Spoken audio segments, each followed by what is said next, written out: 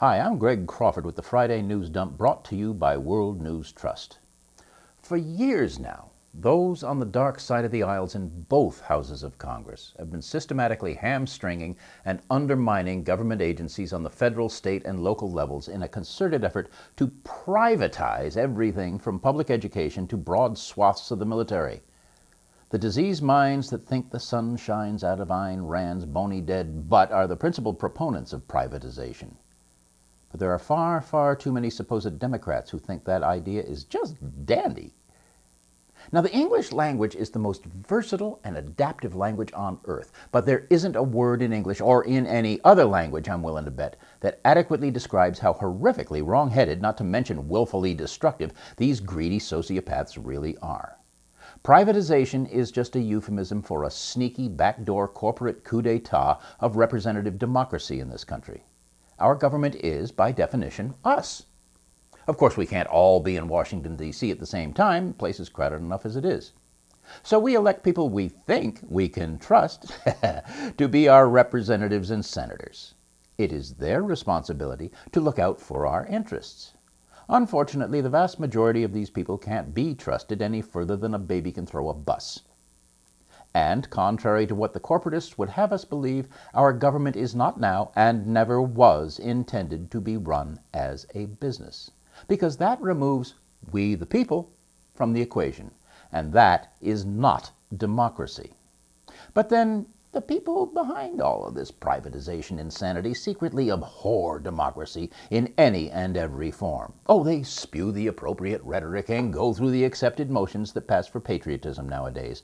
But actions speak far louder than words. Even though many of privatization's most vociferous cheerleaders may be too dirt stupid to realize it, the philosophy they espouse is the modern mutant spawn of Mussolini and Hitler. It is the collusion of big government and big business to financially benefit a few at the expense of the populace. Sound familiar? Incidentally, Benito Mussolini didn't like the term fascism. He preferred to call his system of government corporatism. Conservatives are pathological liars. They have to lie, because only lies can justify the toxic malice that is the sum total of their political and economic philosophy. One of their current pants-on-fire whoppers concerns Social Security. That supreme enemy of truth and decency, Roger Ailes, the ruling despot of Fox News, instructed his malignant minions to always refer to Social Security as an entitlement program. It isn't any such thing. Working Americans pay withholding on every penny they earn. The rich only pay on the first $110,000 of their fortunes. That money goes into the Social Security Trust Fund to be held in escrow for them until they reach retirement age. It's their money. Since the day W. took office, the Republican artists have been scrabbling around like demented cockroaches looking for a way to justify letting the weasels of Wall Street get their filthy paws on the Social Security Trust Fund so they can squander it to enrich themselves while they impoverish those that depend on the meager income Social Security provides. They try to link Social Security to the totally fabricated deficit crisis, when in fact Social Security is a closed system. It does not contribute one penny to the deficit. And reducing Social Security payments to the elderly will not contribute one penny to reducing the deficit. They also lie when they say that Social Security is going broke. It isn't. In fact, it has a huge surplus. And if the government paid back all the IOUs it gave the trust fund after illegally raiding it to pay for other programs or to inflate Clinton's budget surplus, it would remain perfectly solvent far into the future. It could even afford to pay retirees a livable income. Let's see, what else? It's hard to think of anything they haven't lied about.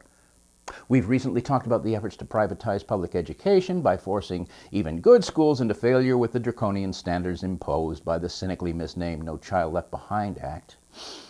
Oh, and then there's the effort to kill the U.S. Postal Service. Did you know that the Post Office is the only agency, public or private, that is required to fund its retirement program 75 years in advance? This crippling obligation was perpetrated by a midnight hour voice vote that the Democrats weren't even told about. and they have passed myriad arcane laws to restrict its ability to develop new revenue streams. How are you going to like it when the price of a stamp jumps from 49 cents to $1.49, and then $3, then God only knows how much? The post office still plays an essential role in our everyday lives. Now, the takeover of our government by corporate forces of darkness is all but complete, but it ain't a done deal yet. We can still stop them. And we damn well better, because a Randian hellscape is not a future we'll be too dead to regret. It's hot on our heels right now, and we'll be regretting it big time for a long time if we don't stand up to these psychopaths. To those brain-dead ditto heads with room temperature IQs who would carve their own eyes out with a rusty spoon before they'd ever admit they were wrong, I say, you deserve whatever happens to you. The rest of us do not.